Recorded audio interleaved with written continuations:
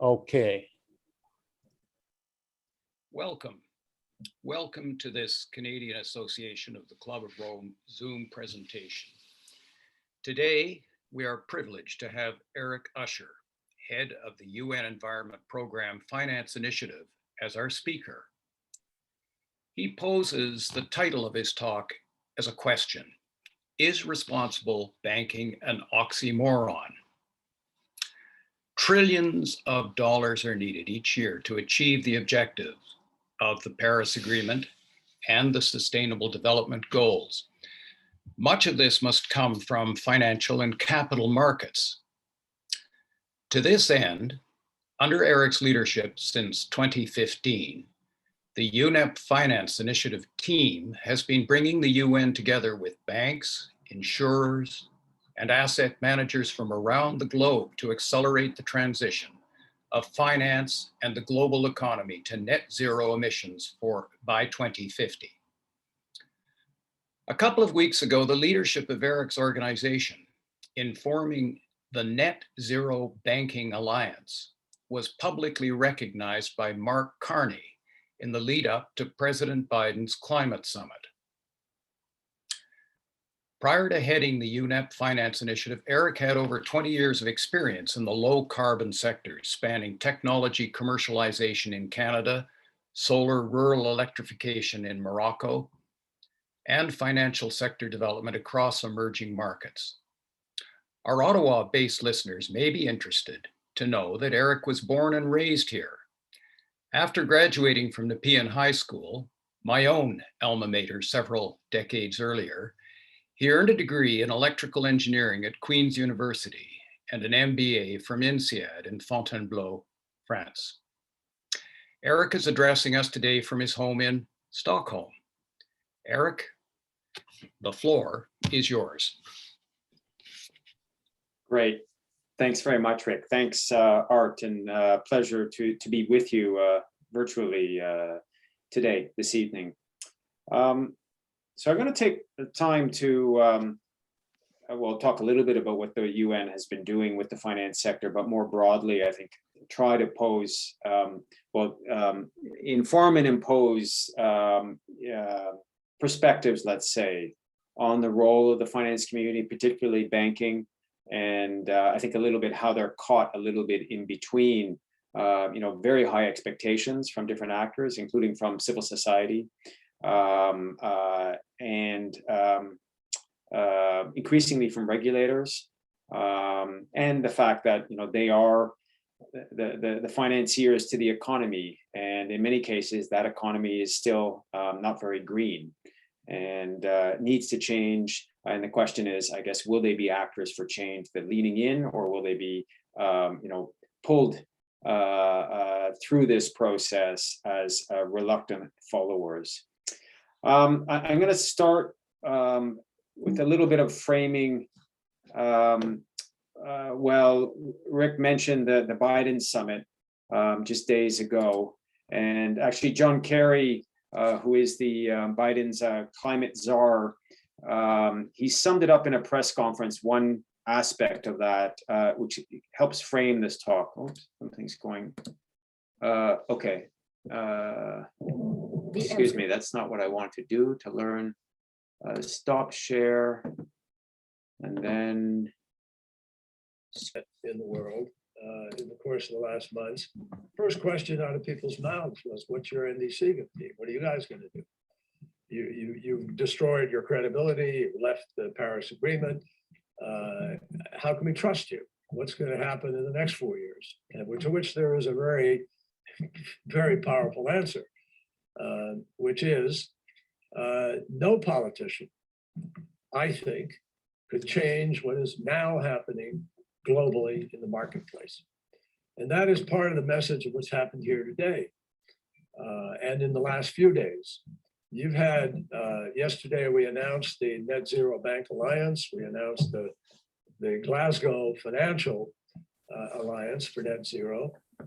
And we have some 43 financial institutions across the world worth some, I forget the exact sum, 40-some trillion dollars or something in terms of assets managed. And Okay, so a curious thing. He has said, let me go back. He has said that the reason the US government is ratcheting up their climate ambition, and Biden did announce during the week that they would be aiming to lower their emissions by about 50% by 2030, very significant policy commitment.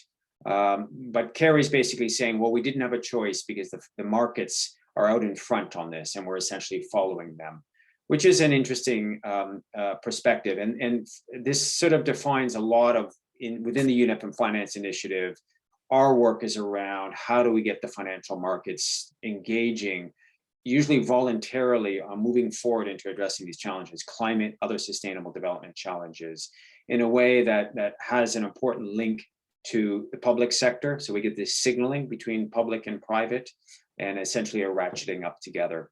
So I would say that that's a very maybe rosy view of at least what our objective is. Let me go to the next slide. This was the Greenpeace response to the developments, and specifically you see in the bottom, the title is "Leaders' Meager Steps on Climate Are Walking Us to Catastrophe." And then at the bottom, circled, he refers to this Net Zero Banking Alliance, which is our initiative, which I'm going to speak more about later. It's a very weak voluntary initiative. Among the flaws, targets don't need to be aligned with 1.5 Celsius or cover off-balance sheet activities such as underwriters. Regulators have to step in to transform the banking sector from leading on greenwashing to leading on climate.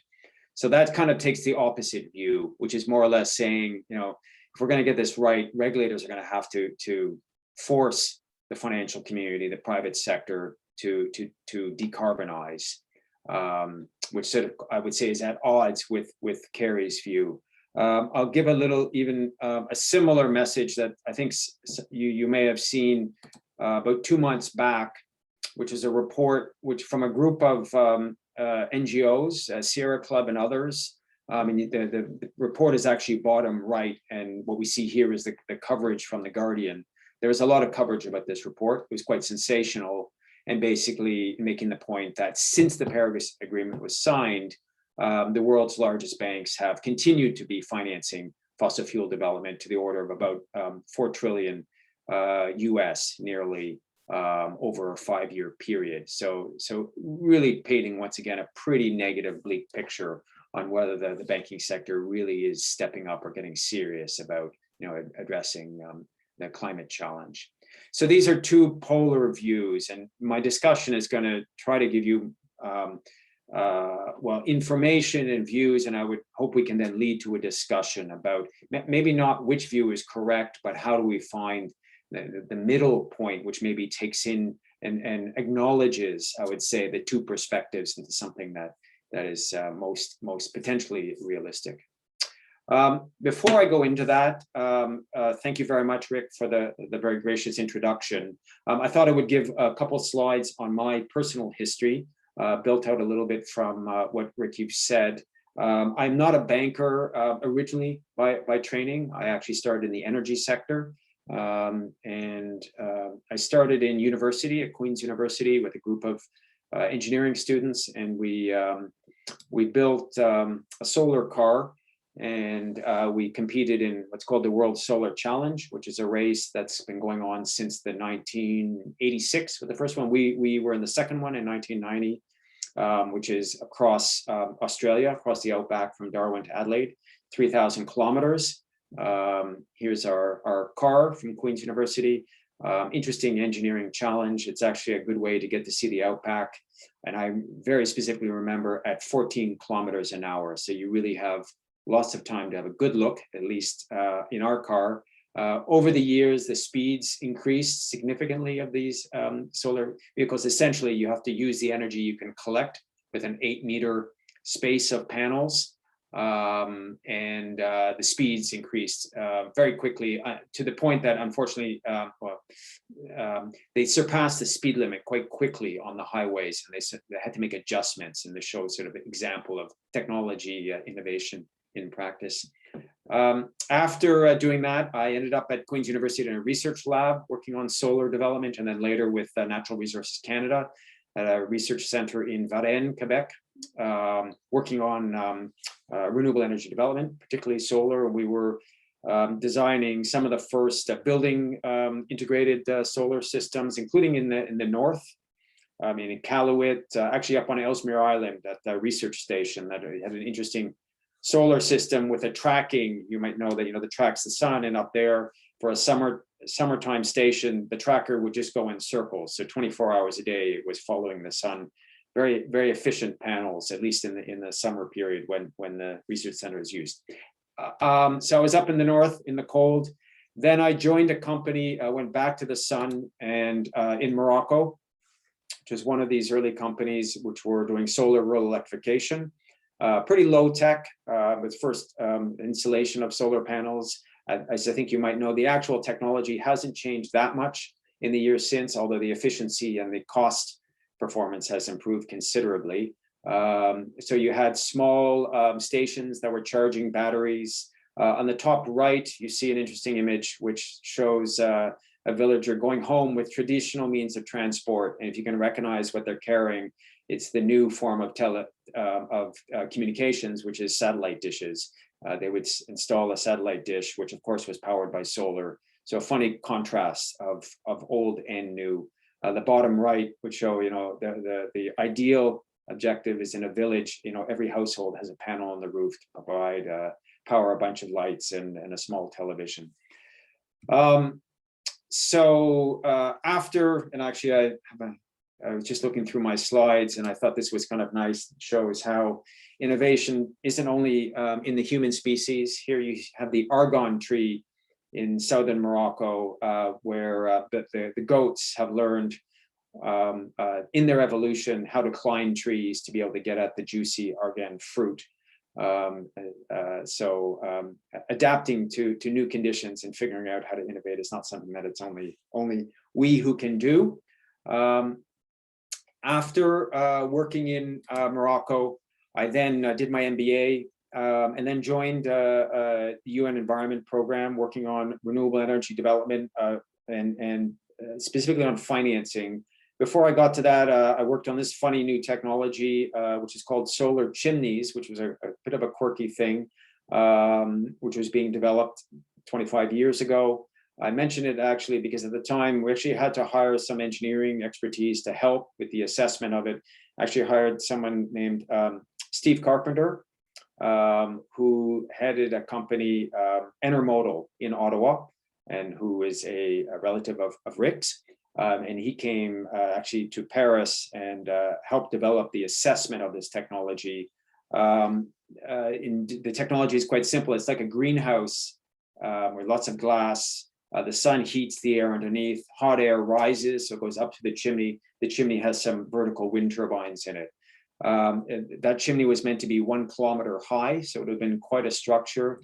A couple of these did get built. Here's one in Spain that was built. It doesn't exactly look as high tech. This version actually, unfortunately, blew over in a windstorm, and that kind of marked the end of that technology development process. Not all developments go on to glory, and then we have to start again in new areas. I developed within the UN a number of programs around the financing of renewables.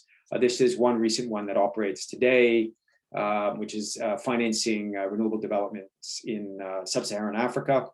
And it's quite a large facility today, and we can see it has financing solar, wind, small hydro projects across the continent. It's quite amazing how solar has become the least cost source of new electricity generation in Africa, as in many places. And it's actually a fairly simple technology to build. This shows a project in Burundi. It's a 9 megawatt solar plant that's just in the process of being commissioned today or these days. Depressingly, 9 megawatts is 13% of Burundi's electricity generation. So it shows how underdeveloped some of these markets are, how desperate they are for new infrastructure financing in solar and other renewables, particularly. So I was a development finance specialist for many years, and then 6 years ago, I was brought into the UN Environment Program Finance Initiative, UNEP FI, which is rather different. It's pretty far away from these types of projects. It's more setting the norms and the policies that larger financial institutions are applying, which in the end we would hope would lead to more financing going to this type of developments, but that's a little bit farther off. This is just the website for UNEP FI, and there's a lot of information there. The history of UNEP FI was actually in 1992. I'm sure many of you remember the Rio Earth Summit, which was actually led by Maurice Strong, a good Canadian. And that was the first time. It was 20 years after UNEP itself had been created at the Stockholm Conference on Sustainable Development in '72. And then in '92 was really the first time there were really concrete discussions around this new concept of sustainable development. And all of the associated issues like the polluter, the precautionary principle, the polluter pays principle. And a number of banks and insurers attended the Rio Summit and realized that they needed some way to be learning from these intergovernmental developments and contributing to them. And that was the basis for establishing the UNEP Finance Initiative. And so we've been around now soon for 30 years, so quite some time, operating within the UN. It's a partnership between the UN and the finance sector. We actually have members, we have 400 of mostly the larger banks, insurance companies, and asset managers globally, essentially who are trying to understand processes like climate change, the intergovernmental processes, and also have a basis for feeding in.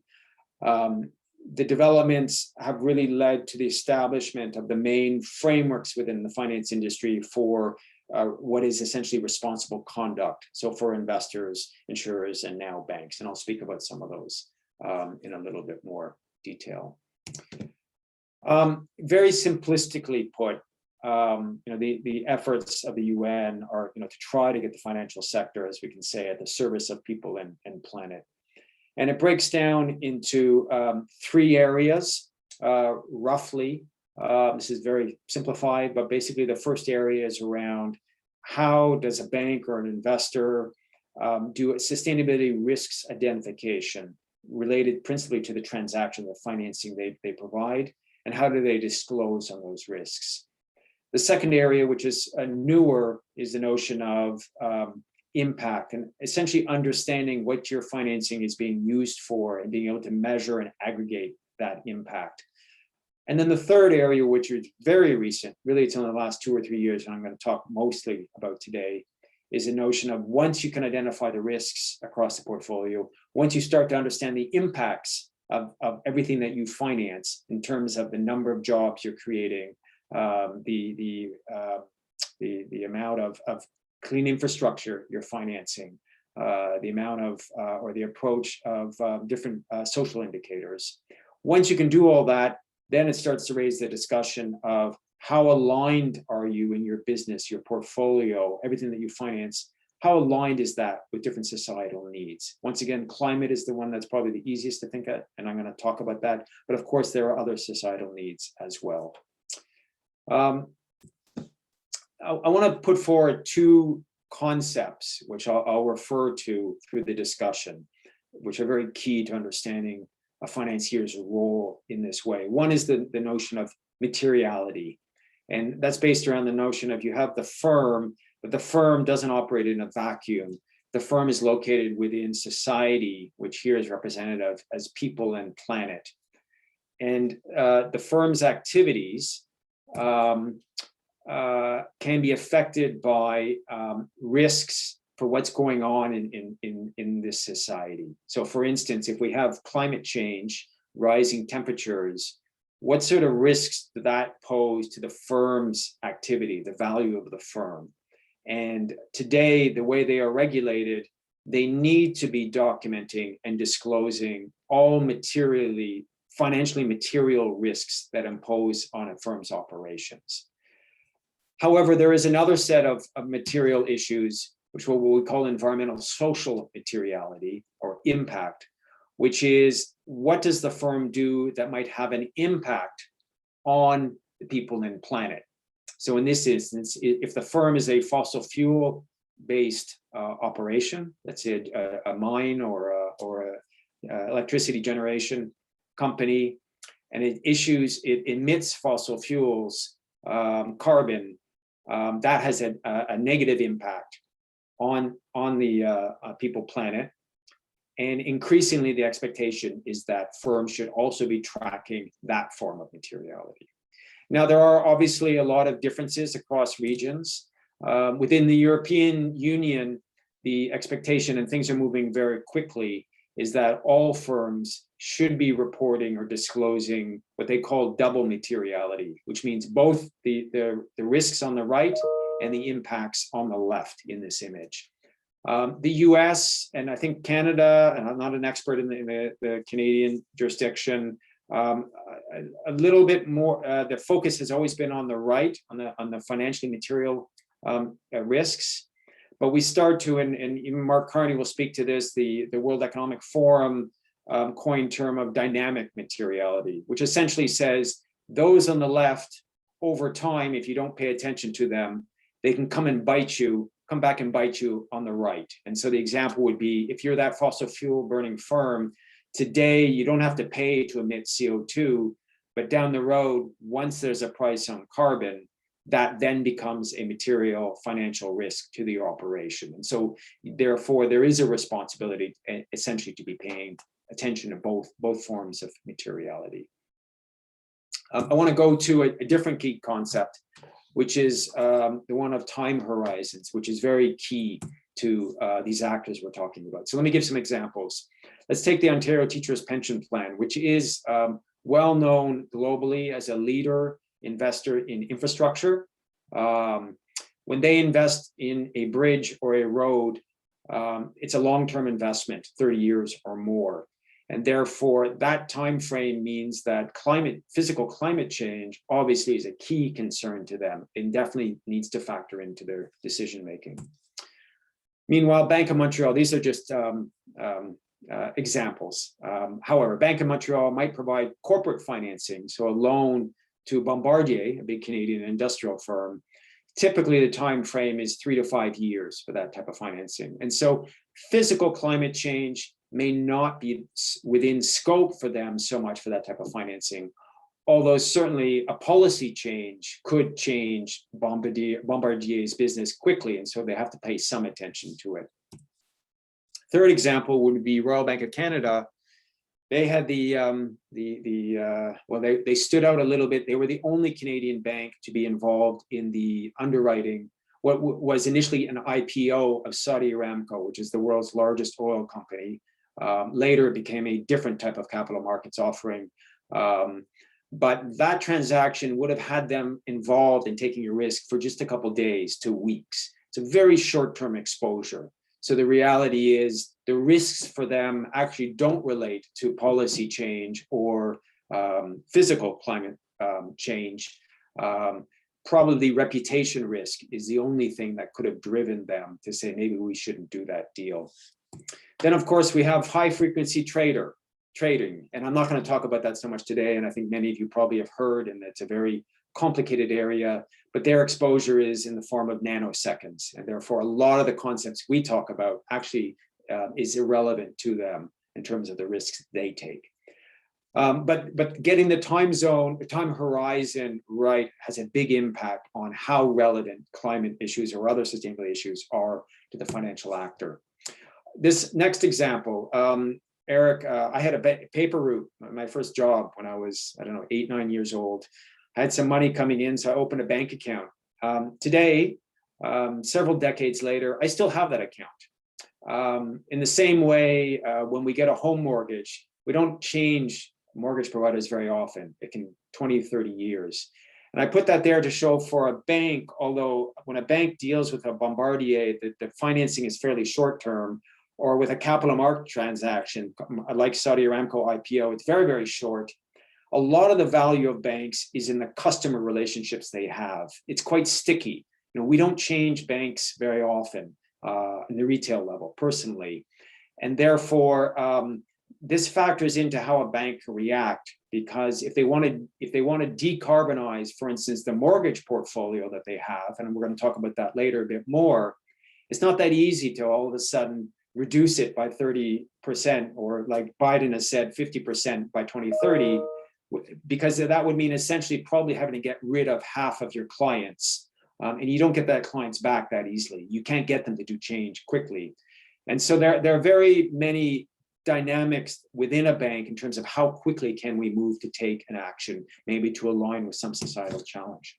Now, I want to give a second set of time horizon perspectives. Many of you probably are familiar that in 2015, Mark Carney made a very important speech at Lloyd's of London, in London, called The Tragedy of Horizon. And that the tragedy is basically that societal horizons, like addressing climate change, or basically addressing climate change, are too long-term for the normal business to pay attention to. Businesses pay attention usually to one business cycle, 5 to 10 years out. They don't look beyond that. And yet the Paris Agreement, basically its reference point in the wording is we need to stabilize climate by end of century. So really far away, not relevant to businesses today. So we have a tragedy of horizon. However, I've said that, has this been solved? And certainly there's been very important developments. In 2019, we had the UN Climate Summit, and most of the focus was basically acknowledging that if we want to meet the Paris objective, we actually need to get to net zero by 2050, so by mid-century. And there have been many recent policy announcements. I just picked one. Last year, Boris Johnson announced the phasing out of internal combustion engines in cars by 2035.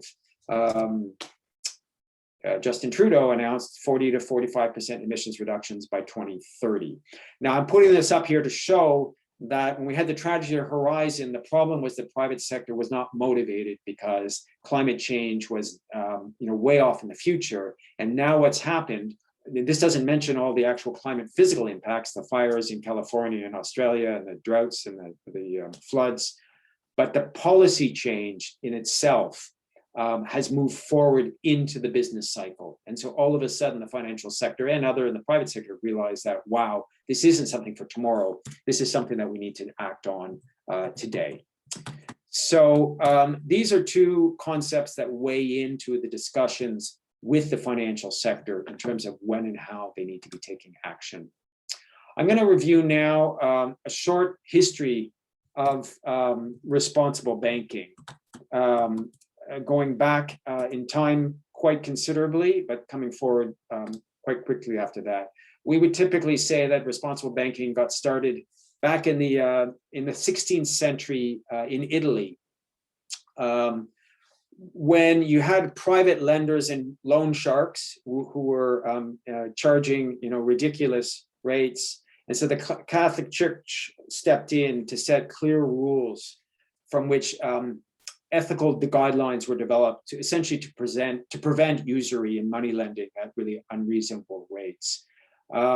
Interesting, Monte di Pieta, which is one of the largest banks at the time, they had guidelines which actually sound like a 21st century corporate social responsibility statement. Their emphasis was on lending to women, to the local community, to public institutions, and helping finance local social activities. And that was in the 16th century. If I come forward a little bit to the 18th century, we had the establishment of credit unions and cooperative banks. The credit unions were more urban centered, and they were serving a clientele which were from the lower income classes and the new middle class, which is arising out of the Industrial Revolution. And so for them, they were collecting and then channeling savings into entrepreneurial initiatives to support local economic development.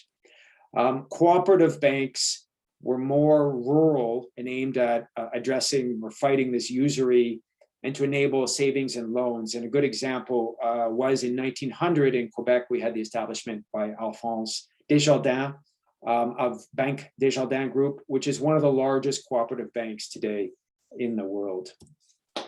In the 1980s and 90s, we had in the US, the federal and state environmental laws, which for the first time started to put a scope of liability onto lenders and investors in projects. So the first time, if you financed a company, if that company created environmental damage, you as the financier were liable for that. So not surprisingly, banks moved quite quickly to put in place the first environmental risk management systems and teams. These were termed largely as the Superfund law, and it really created a lot of awareness and action in the environmental community. And for the first time, as I said, brought in the role of the financier.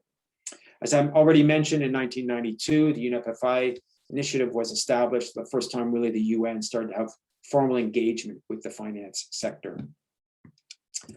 Continuing, probably the most important report we have ever commissioned is called the Freshfields report. Freshfields is the name of the legal firm in the UK that prepared it. And it reviewed the fiduciary duty of investors who, coming to the materiality concept that I mentioned earlier, legally investors can only pay attention to financially material issues in their investment decision-making. And this Freshfields report for the first time said that investors could consider environmental, social, and governance issues in their investment decision-making. That was a landmark development that led the following year with UN Secretary General Kofi Annan and a group of investors at the New York Stock Exchange to launch the Principles for Responsible Investment. Today that body numbers around 4,000 signatories. It's about 80% of institutional investors globally. And this is the framework they use essentially for defining what is responsible investment and how do they need to practice it, what sort of reporting they need to do. The Freshfields report, that work has continued ever since it was released. I've highlighted the could in red because over the years, it's gone from a could to a should, and to some jurisdictions today, it's a must. Basically, investors must be considering these issues. They're actually in breach of their fiduciary duty if they are not paying attention to these issues. We had in 2007 and 8 the global financial crisis. Banks were at the center of that. They really caused it. They lost a lot of social trust in society. They are pretty much the least popular industry in the world today, although maybe the Facebooks and Googles are catching up. But then in 2015, we had the launch of the Sustainable Development Goals and the Paris Agreement. As part of that, Mark Carney launched a task force on very wordy climate-related financial disclosures. But for the first time, for the private sector, they were being told that they needed to start reporting on these material climate risks related to their businesses. And that has really developed into a wide notion that that's something you just need to be transparent on today. We also saw a real takeoff in green financing and green bonds, financing for renewables. Everybody was doing something since 2015. Most of my discussion now henceforth is going to be on a very important development, at least for us, which was with a group of banks coming together. Ever since the Principles of Responsible Investment were launched, the question was, why not the banks?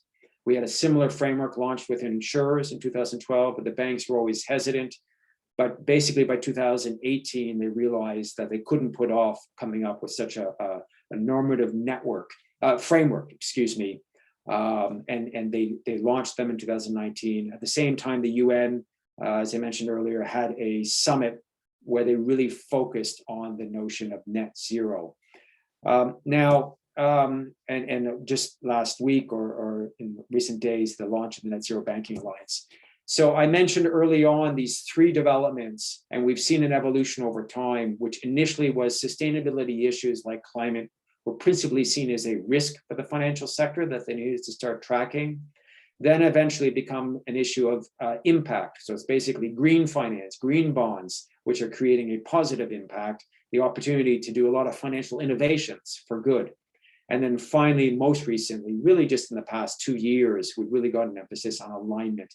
And so the difference between risk and impact really is post 2015, everybody was doing something innovative in the green space. They felt they couldn't issue a financial report without referring to some of their green activities, but it was not holistic in nature. And essentially it was do a couple green bonds and then business as usual. And the alignment topic really is about, we realize today that that's not enough. It's not about issuing a green bond. It's about the whole bond portfolio. How green is it? How are you measuring that? How are you disclosing on that? And what are your plans to green your entire business, your entire bond portfolio over time? So with that, that's a long introduction to these UN principles for responsible banking. As I mentioned, 2018 and 19 is when they were prepared. There's a group of 30 banks that we convene to basically draft them. So they're drafted by the experts, by the banking sector. Here's some shots of the launch by UN Secretary General Antonio Guterres with 43 bank CEOs representing in total 130 banks who were founding signatories to the principles. I'm going to try quickly to give you two short video snaps from that, if that works. Let me see, I'm going to do a stop share like I did earlier. Continue. Bottom right, we had nice engagement from all sides, including from Pope Francis. So high ambitions. Let me, I'm not going to go through the principles in detail, but there are 6 principles. You see the first principle, which is probably the most important one, which is on the notion of alignment, which essentially says we will align our business strategy to be consistent with and contribute to individuals' needs and society's goals, as expressed by the SDGs, the Paris Agreement, and other relevant frameworks. You know, coming out of the global financial crisis, leadership within the banks realized that they needed to regain trust in society. They needed to regain the sense of purpose. And these principles really are aimed at doing that. And they saw that the SDGs and the Paris Agreement were very important issues. They were also very important tools to be able to focus their organizations and reinvest and to say, what is our role in the economy, in society? And so the real focus is not about the risks that are posed by sustainability, but really what is the role of the bank in driving to the achievement of some of society's largest challenges. In terms of the signatories, I mentioned 130 at launch. It's 223 today from a wide number of countries. It's about 40% of the global banking industry who are signed up. In the table here, you see these are the 10 largest banks in every region. You can see in Europe in the middle, we have 9 of the 10 largest banks are signatories. In North America, it says 2, it's actually 3 because Goldman Sachs has recently joined. So a little bit lower, which often is the case with these initiatives. In Latin America, 7 of 10, Asia, 4, Middle East, Africa, 3. So we have good uptake of so far after only 18 months. What the principles basically break down is to 3 steps for signatory banks. The first is impact analysis, putting in place the systems to be able to monitor impact, the type I've described earlier. The second is setting targets. And the third is on accountability. I'm going to very briefly mention the 3. Impact analysis is a really tough, if you take a Bank of Montreal or Royal Bank of Canada, you know, they finance millions of customers and transactions. Putting in place systems to monitor impact is a big challenge. But essentially the banks have realized they need to start doing this effectively. And an example would be in mortgage lending. They need to start understanding the energy performance of these mortgages because they're going to be getting more pressure in terms of green loans to try to be able to say, you know, whether the households are green or greening.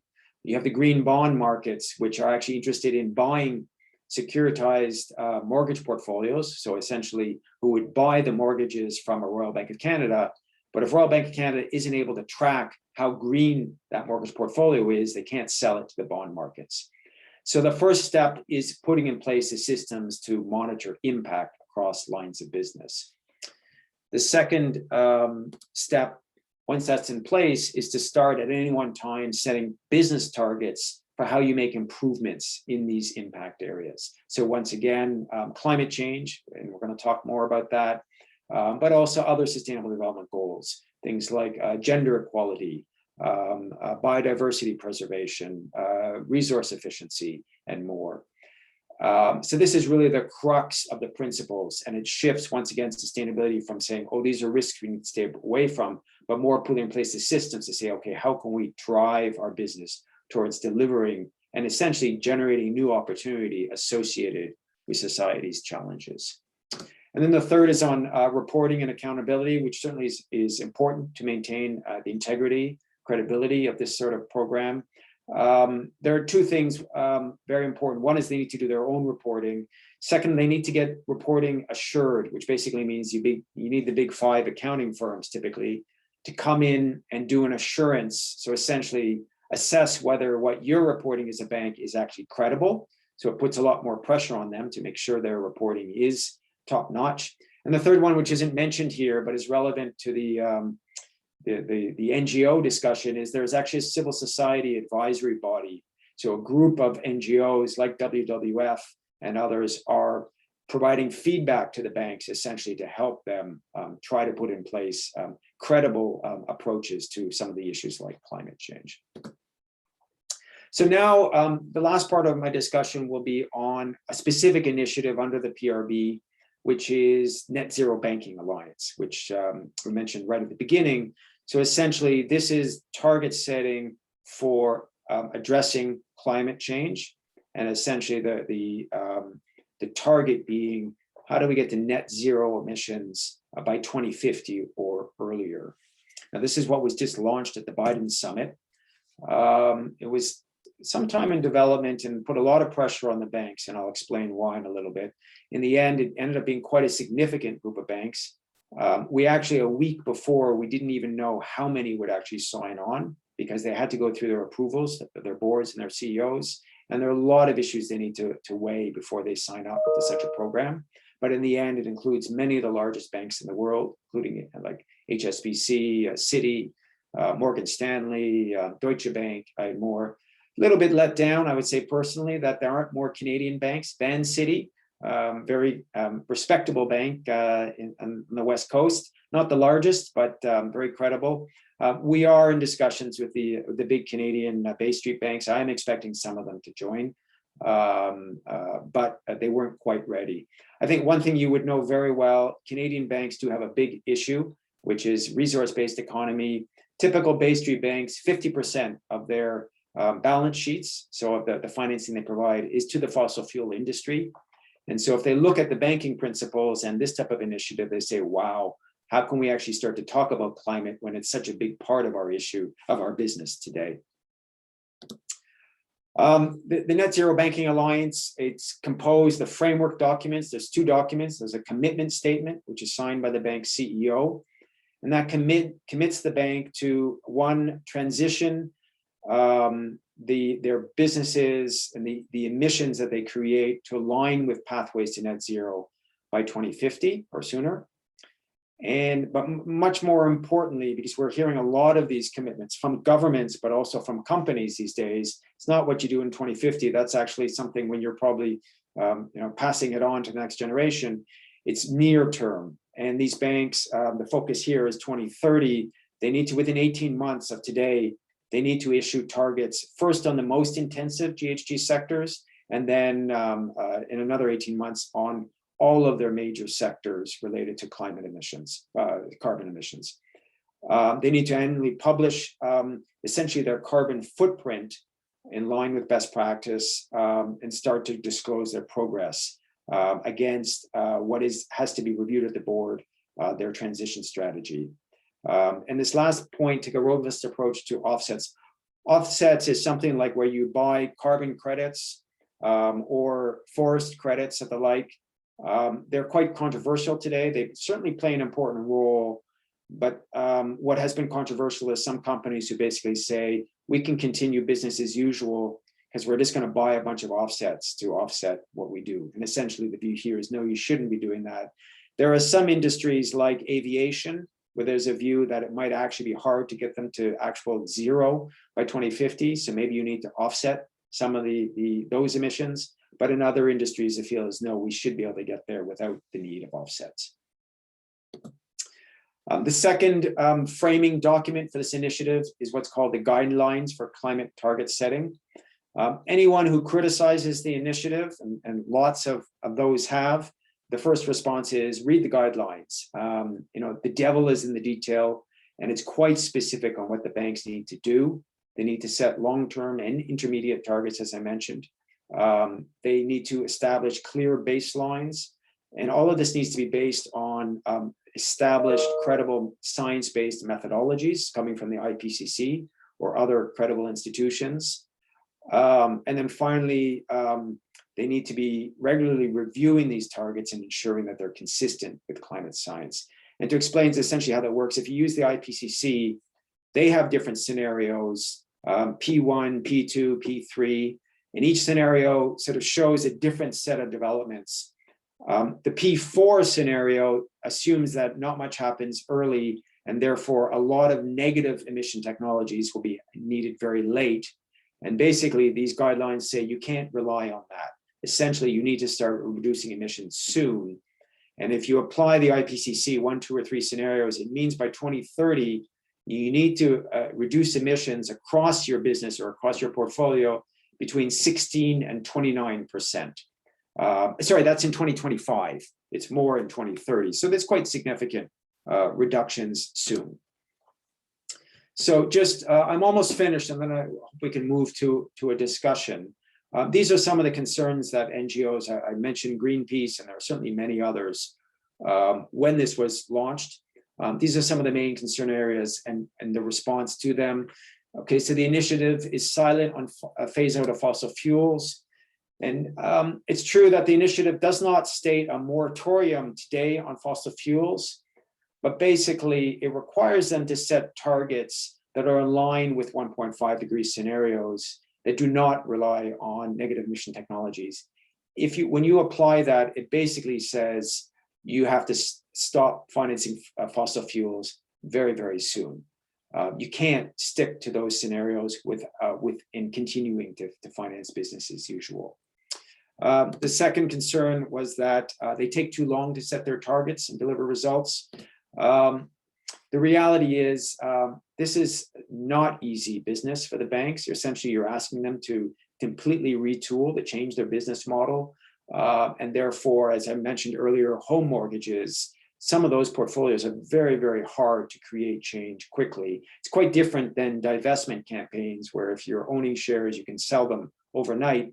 When you're lending to millions of mortgages, getting them to improve their energy efficiency or other climate impacts is something that really takes years to achieve. And therefore, we have to be realistic. And then the last one, and I think this is a big problem for the banking industry, is that it doesn't require them to set targets on underwriting activity. That's not quite correct. If you read the guidelines, it basically says that they do need to set them. But the problem is there's actually no accepted methodology for how you do carbon accounting of capital markets underwriting. I gave the example of Saudi Aramco at the beginning in the time horizon. And the problem is that your risk exposure as a bank for doing capital markets transactions like supporting IPOs, you actually have no long-term exposure.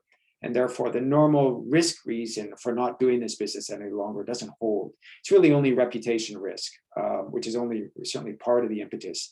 And therefore, there's a lot of work to be done to figure out how do you get them to work in this space. Some of them would basically say, look, we're just a service provider. It's actually the buyers of these capital markets, bonds or otherwise, or IPOs, that are the ones taking the risk, the responsibility. So it's actually those investors who should be taking the action, and rather than the banks actually trying to leverage them from a role that they believe is rather weak. So just last considerations, is responsible banking an oxymoron? Well, I mean, we're not telling banks that they should be nonprofits. They are profit seeking, but certainly they need to clarify their sense of purpose. And since the global financial crisis, their leadership has understood that. You can't retain employees. You can't retain a lot of customers your investors, everyone is expecting you to actually clarify exactly what your role is in the economy. Properly regulated banks certainly play a very important role. Properly is a tough, loaded word because as we know, regulators have a lot of challenges in trying to figure out how to regulate. Probably finance and technology, particularly the Facebooks of the world, are the most difficult industries to regulate today, but needs to be done. The relationship between the public and private sector is evolving. John Kerry, in his comments at the beginning, saying that essentially public sector is being led by the private sector. Some would see that very cynically. Some would basically say that that's reality. The private sector needs to get out front, show what they can do voluntarily, and that essentially clears the road for the regulators to come in and either allow it to happen voluntarily, because it's happening anyway, or to ratchet up the ambition, but based on the leadership that the private sector has shown. Voluntary actions are important, but as I've mentioned, they will actually often result in regulatory action rather be in lieu of it. And our relationship with the private sector is they realize it's very important for them to lean into these issues, to prove it out, and then potentially the regulators will pick it up and drive them forward, but in a way that makes sense. My last image comes from the Banking and Climate Chaos Report, which is pretty bleak reading. As I mentioned, about $1 trillion a year of new fossil financing since Paris was signed. However, this is one of the graphics in the report, and there's quite a bit of information in here. And what you see in the red line is the lending from these banks. And what you see in the orange line is the capital markets underwriting. And I see some good news in this. And actually just the last year, and we have to see if it further develops, between 2019 and 2020, these banks, the biggest banks in the world, have actually cut their lending by roughly 50% to the fossil industry. That is quite significant if it continues, particularly. Meanwhile, there's been an uptick in underwriting, I think partly in response, because companies have found that they actually can't get the money from the banks. So there is pressure to probably find others to provide the financing. And there are investors in the universe who are still willing to take on these hard carbon assets. So some good news, but certainly within a bigger picture where there's still a lot to be done. That's it. This is a picture of Noor Shams. This, when it was commissioned about 10 years ago, is actually the largest solar plant in the world. It's in Morocco. It's actually in the same region as where we were fiddling around 25 years ago. So I think it's just one nice example of things that, you know, you start small, but they can actually get to quite significant scale. And Morocco has actually become a renewable energy superpower, as we can say, globally, and in Africa, one of the largest users based on the very significant solar resource they have. Change is possible. If it can happen in the energy industry, we believe it can happen in banking as well. With that, Rick, I hand it back to you.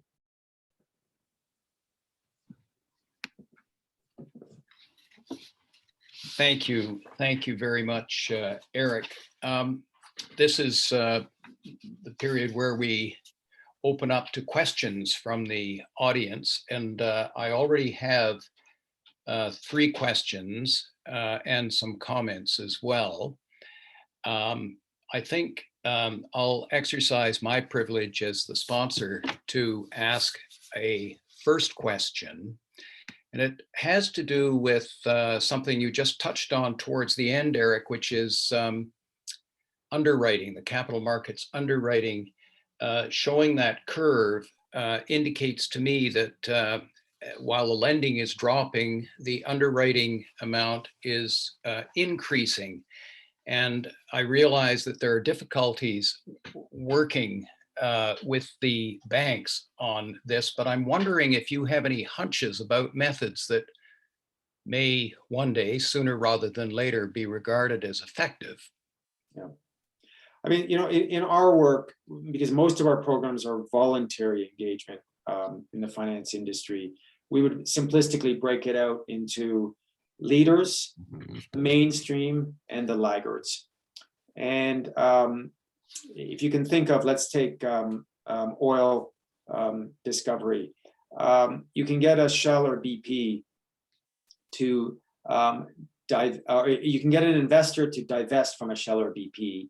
And you can get a Shell or BP to divest from let's say the tar sands.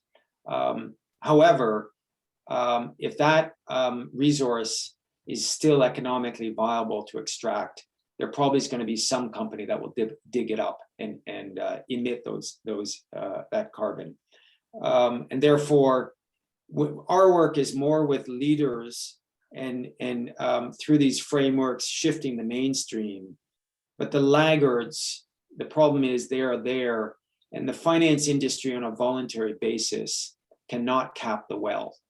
And so to some extent, it's handing the ball back to policymakers to say, you know, you need an engaged finance industry, and this is what finance is doing towards building up the green side.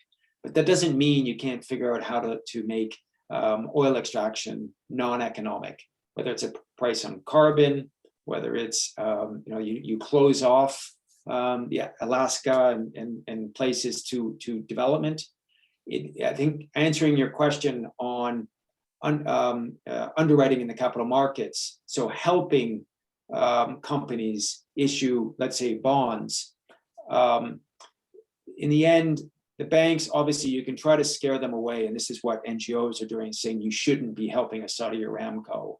But the reality is that source is going to be available in the capital markets, even if you take the banks out of it.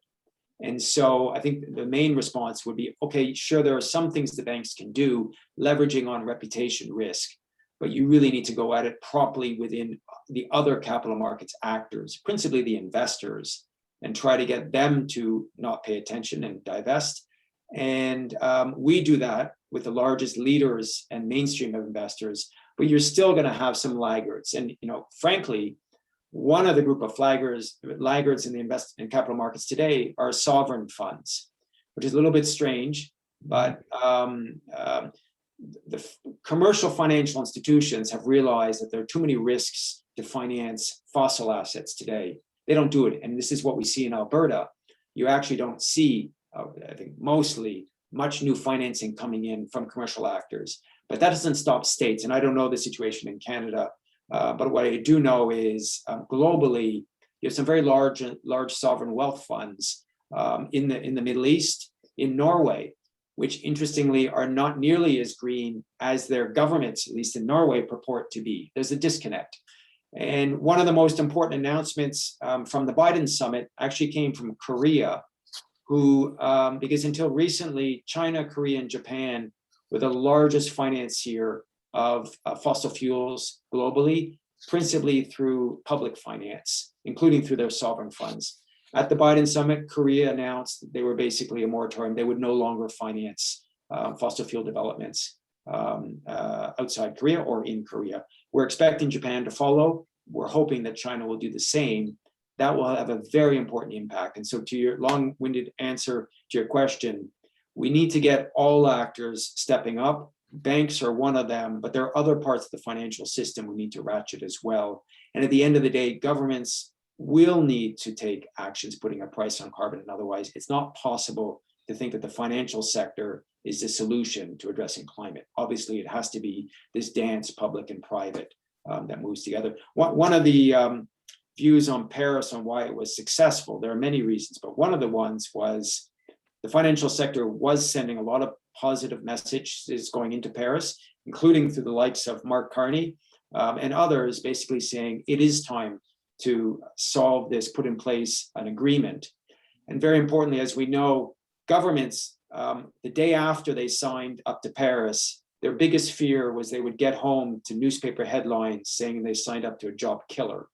And so when you have the financial sector and others in the private sector basically saying, we don't believe this is a job killer, we believe this is a source of our future prosperity, you reinforce the will of governments to take difficult actions. And John Kerry's comments at the beginning of this presentation really, amount to that, is to say, we can't expect that we're going to do it all on our own.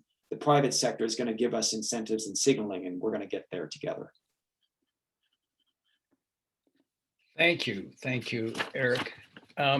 We have a question from John Meyer first, and on deck, we will have Sean McCarthy. Okay, I enjoyed that very much. It's an aspect we don't get much. connection with the finance industry.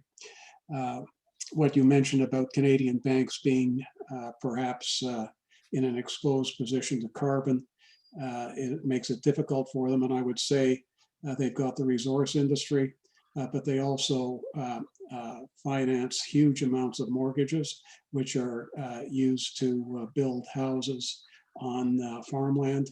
And I don't know if that's going to be included in any kind of carbon profile. But my question to you is, in reality, finance companies are in business to survive and make a profit. What do they look at in terms of payback time and returns from green projects, genuinely green projects, as opposed to fossil fuel projects? If it was even dollars, they'd all invest all their money in even returns, they'd invest all their money in green, but that I wouldn't expect would be the case. What kind of numbers, bottom line numbers, do these companies face? Yeah, I mean, I think it's a very good question. And of course, there's not a very simple answer to it. I think, the biggest challenge, is, I would say it's no longer so much a returns question in terms of how economically viable. It's often a volume question, which essentially is, and most of the banks will basically say, we're doing a lot of green deals, but frankly, we're not able to scale up as fast as we want to, because there's just not a lot of good green, institutionally investable projects that are out there. So it is a pipeline in terms of deal pipeline challenge. I should say, though, up until a couple of years ago, everybody thought about climate change was an energy sector issue, and that's certainly accelerated. But there's not a single industry that climate change isn't menacing today. Look at Tesla. A couple of years ago, Tesla was a joke. Nobody's laughing about Tesla today. Look at Impossible Meats. If you know that, nobody thought that these protein, vegetable-based meat replacements, were anything more than a curiosity. All of a sudden, people realized that actually, farming of beef cattle, particularly, that might actually be a business that's a bad business very soon. And so I think to your question, I can't, in terms of returns, obviously it varies. Renewables, solar, in Saudi Arabia, interesting place. They just set a new world record for the lowest cost of solar. They're a hair above 1 US cent a kilowatt hour. This was the new very large projects, which they've been commissioning in various countries, and the price keeps going down and down. We're almost under a cent per kilowatt hour. You probably know you're paying, 10 to 15 cents, and here it's costing 1 cent. But of course, in Canada, less sun, it's more expensive, and I don't know the actual economics these days.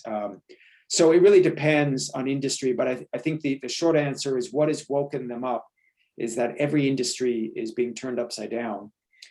What's gotten the banks so excited about net zero is the pressure that they should be setting such targets. The real excitement, though, actually is not the pressure, is they realize that almost every industry that needs to decarbonize, every step that it takes to go to a lower carbon business practice, whether it's in agriculture, in transport, in energy, it's more expensive up front. Typically, the capital required is higher, and then typically the operating costs are lower. The fuel costs, solar is free. And what does that mean? You need someone to finance that change. Oh, this is a new business for banking. And so in places like Korea and Japan, which are big industrial economies, which typically have been fairly slow because they're really dominated by their keiretsu, if you know them, these large conglomerates who have been rather, not so interested in change. All of a sudden, the Korean banks are realizing that Korean industry is going to have to decarbonize, and they're the ones who are going to provide the financing for it. So for them, it's really got them excited to say, wow, in a low growth interest rate environment where it's hard to come up with new types of financial products, here we see a huge market developing. So I think a roundabout response to your question, John, is, the economics vary by sector, but today there isn't a single banker who won't say that green competes head to head. But of course, it comes down to the actual deal and all of the factors involved. But I don't think economics are a challenge today that there might have been 5, 10, 15 years ago. It's more about really, you're changing the entire industry. And what does that mean? And I think, you talked about Canadian banks have a lot of fossil assets on their balance sheets. Most Canadian industries have the same. The auto industry is manufacturing internal combustion-based cars. What is their transition strategy to electric? Same for agriculture, same for steel, cement, aviation. All of these industries are realizing overnight that, wow, we have to figure out how to change, or we're going to become the next Chrysler vis-a-vis the Teslas of the future. Okay, good, thanks. Okay, thank you very much. We have next question, Sean McCarthy, and Jeff Passmore will be on deck. And I just have a question for Martin. Are you making a comment or are you asking a question? Could you just send me a note, please, to confirm one way or the other? So Sean McCarthy is up now. Jeff Passmore is on deck. I believe McCarthy has no longer maintained a contact with us, so maybe we should go with Jeff. We'll go with Jeff. Okay, well, thank you, Rick and Eric. Lots of content there. You were talking about the laggards. It looks like from one of your charts that the Canadian banks, and it's not just the banks in Canada, frankly, that are the laggards. But anyway, I want to make two statements and then get your thoughts on them. The first statement I want to make is that capital allocates itself. So basically, in other words, capital goes where it can generate the highest rate of return at the lowest possible risk. So the question we have to ask ourselves, those of us who want to get to 1.5 degrees, is are strong and reliable regulatory penalties and investment incentives in place to drive capital to achieve that desired outcome? So it seems to me it's quite simple. If you want capital to go there, you tax the stuff you don't want and you provide tax incentives to the stuff you do want. Second comment I want to make is that commerce is ruled by insurance or is driven by insurance. So, and by that I mean every lender wants insurance that their debt is going to be repaid. And insurance performs that function. But as we get more and more extreme weather events, what you're finding with insurers is that they're getting very nervous, and either they're going to go out of business, stop providing coverage like a lot of them have for coal plants, or they're going to substantially increase their coverage rates to the point where you have to ask yourself, is credit going to dry up? So those are my two observations about capital markets. Yeah, no, very, very important observations. And I think, part of the message what you're alluding to is, first of all, we need to play a whole of system approach. One is that, the financial sector will respond to opportunity, risk and opportunity. So obviously regulators play a very important role. I think one of the big challenges that regulators have in the climate crisis is that historically, the way you address risk is based on historical risks. What failed in the past, you learn from that, and then you don't do it again in the future. What types of transactions, didn't work out well, so let's stay away from those. The problem with climate change is the past is not a proper indication of the future. And so regulators, when they work with the banks, they're basically, it's not only banks, all in the private sector, they're saying today, the risk disclosures we expect from you actually have to be based on scenario analysis where you are predictive of what's going to happen in the future with climate change, and you can start to say how your business is going to weather that.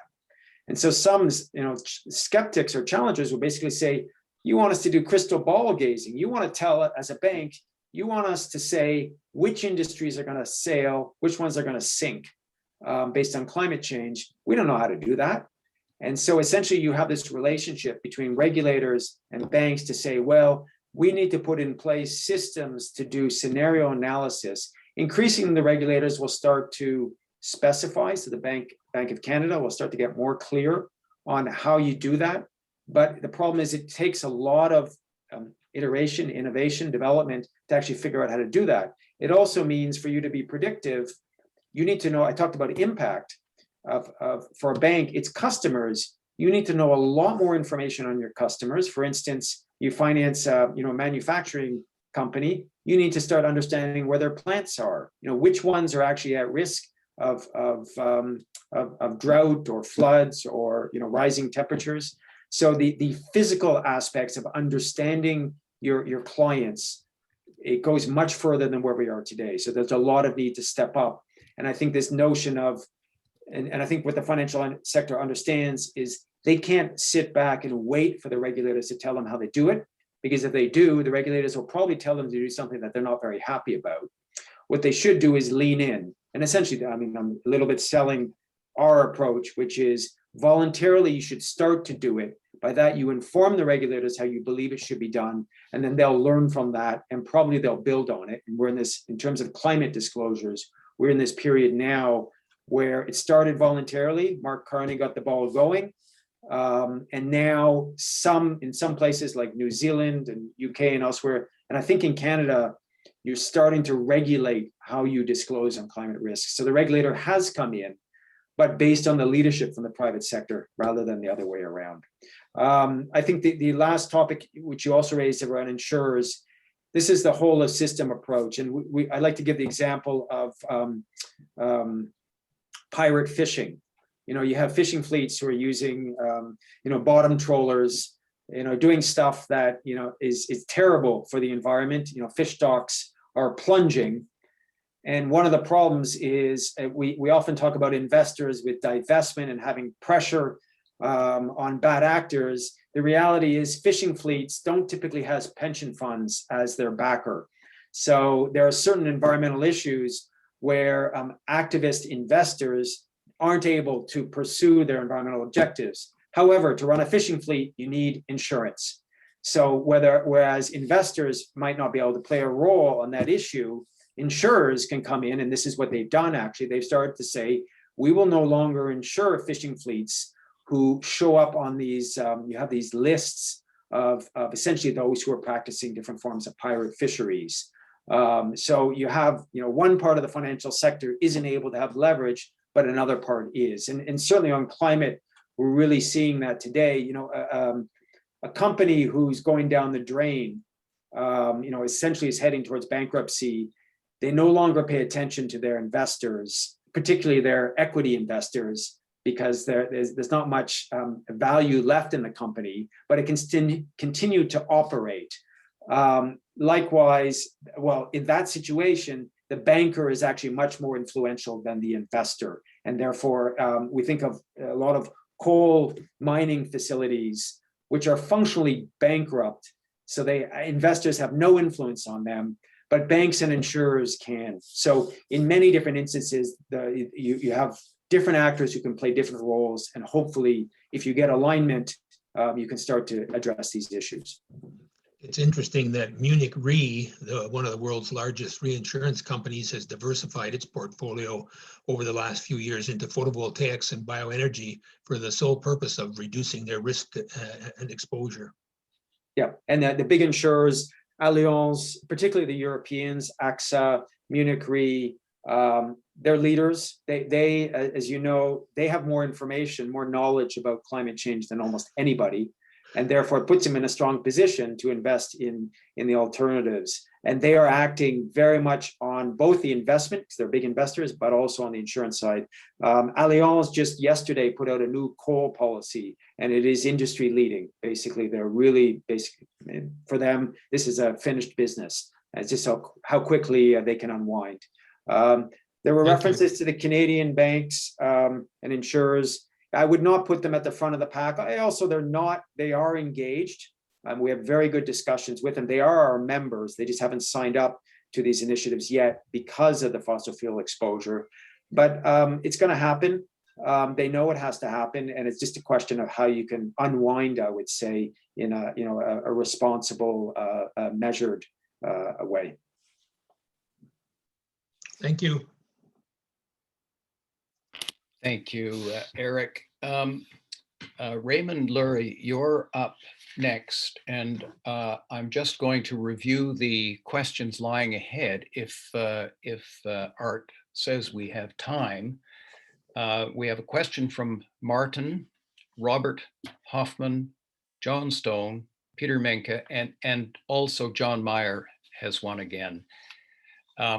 So at any rate, until we hear from Art, Raymond, perhaps you'd like to go ahead with your question to Eric.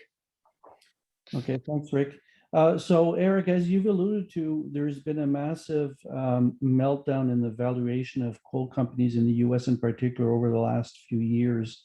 And given that it looks like we're going to have a reduction in oil consumption one way or another, or hydrocarbon consumption one way or another over the next decade or more, what are your thoughts about Canadian banks, for example, being so heavily dependent on fossil fuel investments, and the fact that there may be lots of stranded assets there, so lots of loans that won't get repaid because those companies won't be able to stay solvent as oil prices decrease because of a decreased demand in oil?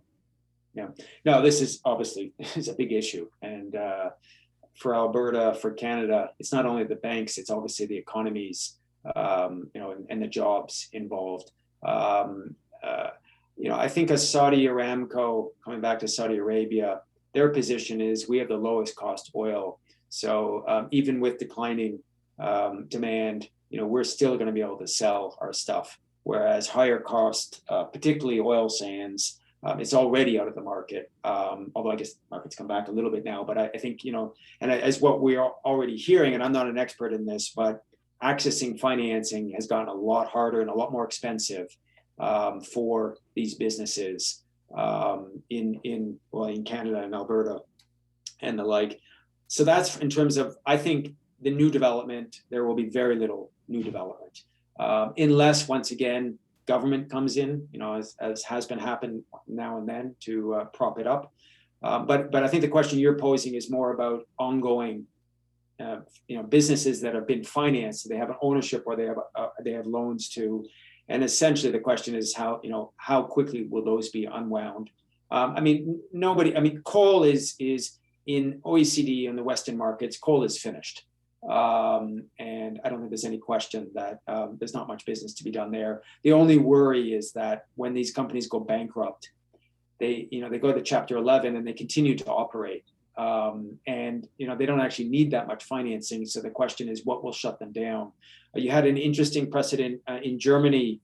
I think it's about, within the last 10 months or so, where they did the first auction to close down coal plants. So essentially, they were taking bidding of how much people would ask to actually mothball and take offline existing coal facilities. And it's a little bit like the Cash for Clunkers program, if you're familiar with that, in the US and I think elsewhere. After the last crisis in terms of stimulus, part of the money was being paid to take dirty cars off the road. And I think, to some extent, what will be needed will be to take dirty, jittering assets. If you want them to close down before the end of their economic lives, someone's going to have to pay for that. Certainly shareholders should bite a big part of that. But once again, even if you take all of the shareholders out, the reality is if they can make money day to day by selling whatever they were built to do, they will continue to operate. Unless you either make them, you force them to close, and then obviously there's big liabilities around that, or you pay them to close. And this was the German auction example. So how it will happen for Canadian banks, the Canadian economy, there's a lot of emphasis, and the Canadians particularly, and others are very interested on what's this notion of the just transition. So it's not disputing the endpoint that we need to get to zero emissions. It's how do we get there, and what does it mean to transition companies and communities away from fossil fuels?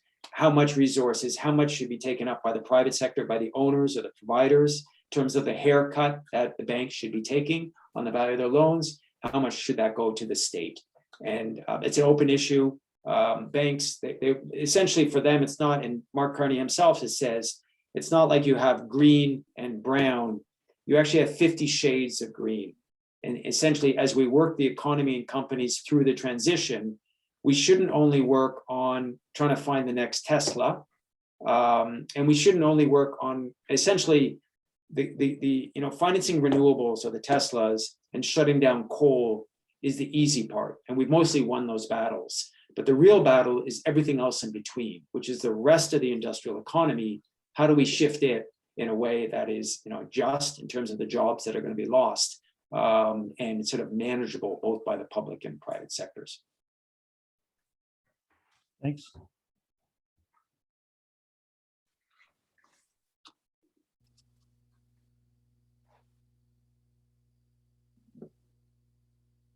Thank you, Art. Martin, you will be up next and followed by Robert Hoffman. Thanks, Rick. Eric, I'm much more interested in ESG issues more generally than just climate change. I'd like your comments on a group called the Equator Banks and the role they can play in changing the financial intermediary sector, and particularly IFC as a development bank active in both the equity and debt markets. Could you comment on that, please? Yeah, thanks. No, it's normally when I talk about the history of responsible banking, I cover the Equator Principles. I compressed it a little bit. So the history of the Equator Principles came along with the notion of market liberalization and structural adjustment, which was driven by what we call the Washington Consensus in the 1990s. Essentially, it was a big push to privatization, and so a lot of infrastructure and other developments within emerging markets. Governments were being told, pushed, coerced, or whatever to privatize a lot of their industries, and there was some economic rationale for doing that. There was also some disasters in the making, but the NGO community got very worried, and they said, "You're going to pass key assets and functions in the economy onto the private sector. How can we ensure that the environmental integrity of those projects will be maintained?" And so you had a grouping of NGOs who worked with the World Bank Group and specifically with the IFC, who had already developed, globally leading policies on how to address environmental and eventually social issues, and basically said, let's come up with these Equator Principles, which would get international banks who are financing a lot of this infrastructure to actually apply these principles. So essentially apply World Bank principles or guidelines to how you finance infrastructure in the developing world.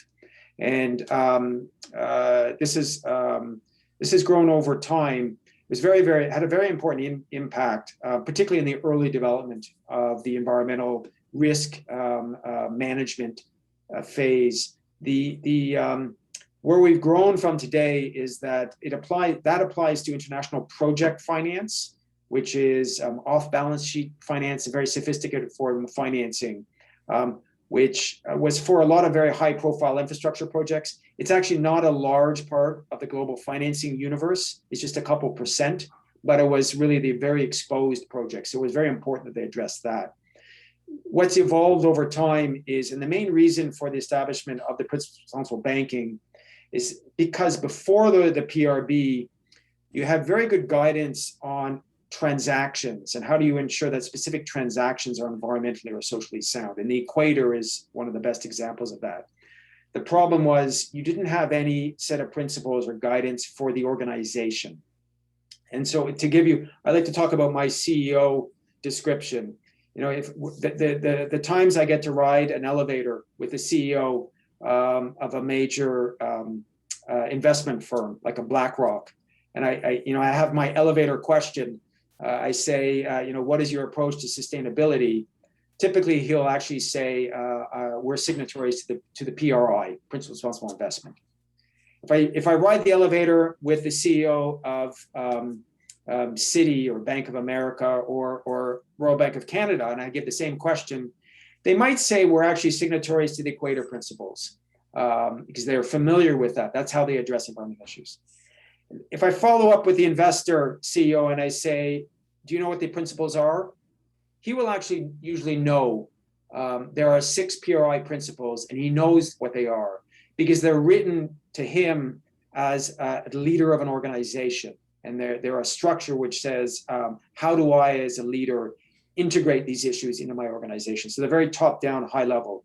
If I ask the banker, he has no idea. He knows Equator.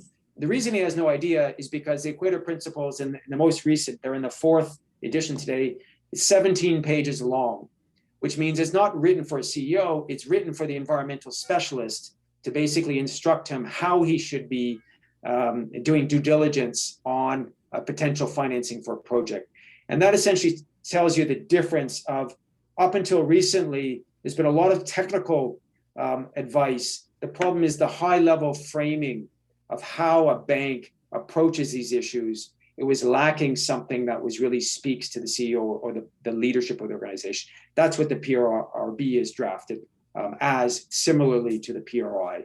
And so I think it marks the evolution. We've gone essentially what we talk about, we've gone from the notion of green transactions, or financing green deals, to this idea of what is a green institution? What does it mean to be a sustainable institution? What are the questions that leadership has to ask? What are the implications of that? A lot of the challenging implications are compensation.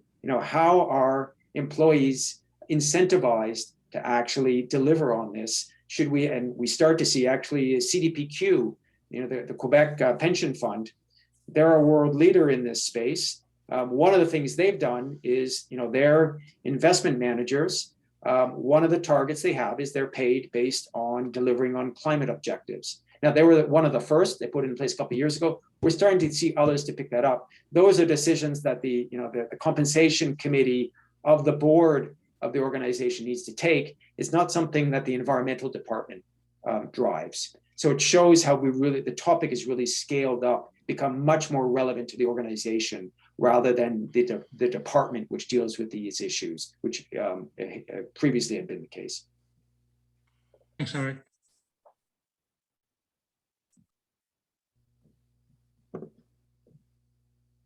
Thank you, Eric.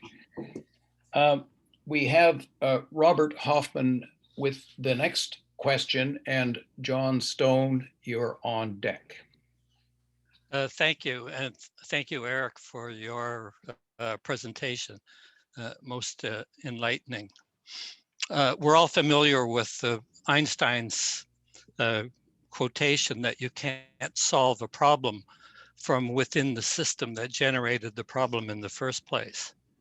I guess I would submit that climate change is fundamentally a problem of public good.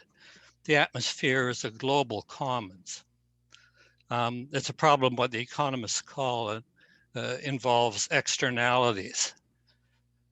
I think the expectation that such a problem can be resolved by investments that require a private return, so a positive return on those investments, is simply misplaced.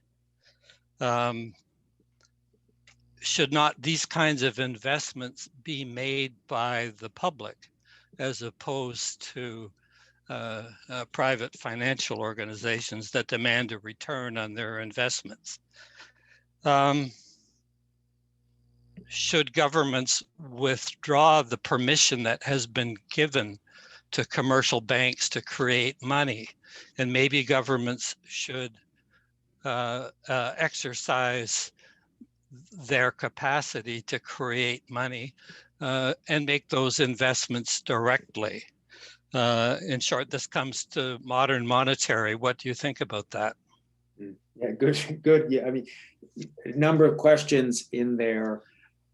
I think, the issue of externalities, the one response would be price the externalities, price them in. And then you can be profit seeking as a bank or as a company and do good at the same time. If, for instance, carbon is properly valued into a deal, then probably you will be doing a lot more renewables than fossil investments. I think but the related issue put in there is the same of money creation, from the banking sector is that in the public good? And it's a very powerful tool. And it's, in many cases, it's fairly not very well understood, the influence that banks have with their ability to do, essentially, they create a lot more money than central banks do. I think it comes down to this, the role of regulation. And, obviously there'll be different views, and I wouldn't say within myself or in UNEP FI there's one, but typically is if you get regulation right, the private sector can unleash the sort of innovation and economic efficiencies that maybe it's hard to do from the public sector. That said, in areas like particularly primarily innovation, R&D, we know that the private sector is actually not that efficient. And in many cases, like in, COVID response, actually, publicly funded research probably can be more effective. And we have Mazzucato, the Italian UK economist, the woman, who basically says it's not that the private sector, it's not that they're the wrong place to do it, but the public sector, if they're funding R&D, the public sector is actually not getting paid for it appropriately. They're sharing the risk, but they're not sharing the returns, which I think is a good point. So I think coming back to the externalities question, it's the issue of, in theory, you need to price them. In reality, it can be challenging to do it in the perfect way. Some would say a carbon tax, you basically have a good carbon tax and it solves all problems. Others would basically say, well, maybe in certain industries, but not in others. And so what we're seeing in the investment or in the financial sector today and the approach to net zero, from a commercial perspective, they're basically saying there's not a one size fits all. We need to understand the steel industry, how you're going to decarbonize it, what are the technological solutions, which are going to be quite different from what's going to happen in the cement industry or in agriculture. That's the private sector perspective. And I think it's the same for governments. And essentially they'll say, look, there's a public good of getting rid of these or pricing in the externalities, but the way you do it has to be often industry specific. And whether it's by mandating and requiring a cessation of activities or incentivizing, the carrots and sticks, it really needs to be sector focused. And, in the end, I think we're all believers in responsible government. Thank God we have a mature gang south of the border these days that also believes that and can basically say, well, how do we, and obviously, how you regulate Facebook and Google these days is even more complicated than the banks, but thank God someone's going to try.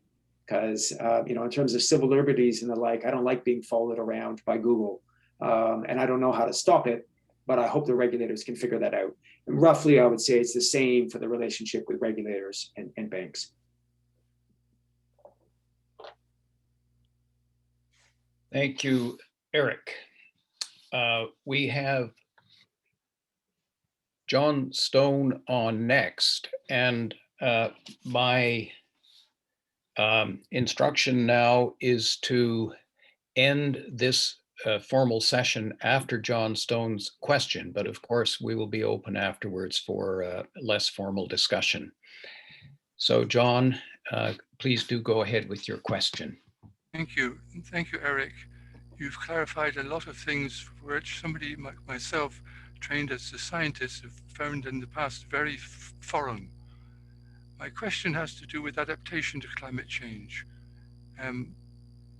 We know climate change is real, it's happening now, and we know we've put enough carbon into the atmosphere that future changes, future impacts are now inevitable, and that some adaptation is going to be imperative. Can you elaborate a little bit on what you think the role of the finance and investment community might be in the adaptation to climate change? Thank you. Yeah, there are a lot of tough issues, and for Canada or for Mozambique, all governments and private actors are, trying to figure out what the implications are. And you have issues like the managed retreat. How do you pull back from the oceans? And for instance, insurers, should they stop insuring certain types of properties which are going to be flooded or are prone to fire risk? We have this in California, in Australia, very complicated struggle going on right now in terms of, should insurers be forced to insure properties that they realize are no longer insurable? We have in many places, kind of as climate change manifests itself, who's going to take the hit and react to it is a big problem. As we know, in developing countries are the ones who are certainly most exposed. I think in terms of actual adaptation actions, there are some people who are quite bleak and says there's no money to be made from adaptation. So it's not, it's very hard to get the private sector focused on adaptation. I don't believe that that's true. People used to say renewable energies, they don't make economic sense. So there's no reason to invest in green energy. And through a combination of policy action, which started to price in the externality through renewable energy incentives, some pricing of carbon and the like, they've built out a sector. And today, green energy is the cheapest energy. I think for adaptation, you can start to have similar developments. One is that, hotels probably will no longer build so close to the coastline, back from the beaches. So it's just good common sense adaptation. You have a lot, and what my organization, UNEP, my mother organization, works a lot on are what we call nature-based solutions. And as you probably know, there was a lot of adaptation, like mangroves, who play an incredibly important role in protecting coastlines, in protecting ecosystems. And therefore, there's a lot of logic to either protecting or helping develop these nature-based solutions to provide adaptation or to provide response or resilience to the climate changes. So it's still earlier days. A lot of these projects are more public good than private sector driven. And I think it takes really, obviously it takes time, although we don't have that much time. It takes probably a lot of north-south financing to help developing countries adapt. And in many ways, I think we break climate change down into mitigation actions, so lowering emissions, and adaptation. And you have the north-south dialogue. And in one simple way, it's basically most of the north-south financing probably should be directed at adaptation, because that's most going to be needed in the poorest countries. The reality is the poorest countries don't emit very much emissions today. So it's not that big of a problem. It's more helping them adapt. Whereas with a China or an India, probably you can talk more mitigation, but it's less of a financing issue. It's more of a political or other type of incentive issue to try to get them to ratchet. China and India obviously are key. We know China is pretty on board. India is still slower because they're still poor, but I think most believe that they are actually going to move quite quickly now for a range of issues on both the mitigation but also adaptation front. I'm not sure if I've completely answered your question. One thing I would say in recent developments, one of the things we've been quite pleased about is that the financial sector has gotten much more interested in the science, understanding the science on climate change. And we heard about Munich Re and the others. And part of the reason for that is the politics, particularly in the last 4 years, went a little bit crazy. And leaders in finance and were basically saying, we don't understand what is going on with the Trump, in Brazil, in Australia, but we can see the science, and the science shows that this problem is getting worse. And so we know, you have political cycles 4 or 5 years.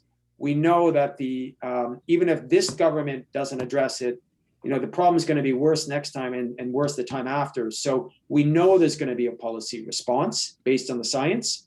And therefore, it's in our interest to actually start to address it sooner, because the later that policy response comes, the more brutal it's going to be in terms of the stranded assets and the financial impacts.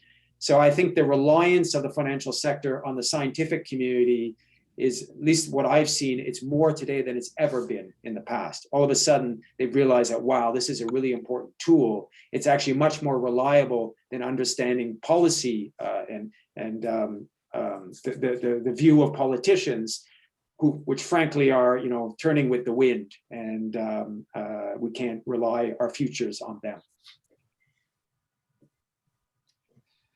Good. Thank you so much, Eric. I think you have answered the question you posed at the outset in grand style. Getting the support of financial and capital markets in getting to the Paris climate objectives is neither straightforward or immediately self-evident to everyone. And for this reason, and because the stakes are so high, we laud you and the staff involved in UNEP Finance Initiative for the work you do. Listeners have learned much today from your presentation and thoroughgoing answers to our questions. I, for one, will be eager to follow the progress of your organization in helping get us to net zero by 2050. So on behalf of our listeners today, thank you very, very much, Eric. Thanks very much, Rick. Thanks, Art. Thanks, everyone. Great, challenging questions. And I think as we know, this is not an issue that's going to be solved overnight. I think it's very, very important that it's really embedded in so much of what we do and think about today, that, you know, it starts in school children younger than I could ever believe, that the awareness starts to get raised. And most importantly, within from the leaders of industry through, you know, the everyday workers, through customers, through investors and the like. Everybody is trying to figure out what this means for their business or for their own lifestyle. And I think no one's going to solve the problem on their own, but I think through careful understanding of the issues, understanding of the science, we do see the engines of industry starting to really focus, and society hopefully can get us in time without too much pain, but also potentially quite a bit of gain. This is a little bit like the post-war period. You know, it drove a period of economic development, which we've never seen and which has petered out in the 90s and the early 2000s. Potentially, this is the next post-war, and this is actually be a source of growth rather than a source of concern. Thank you.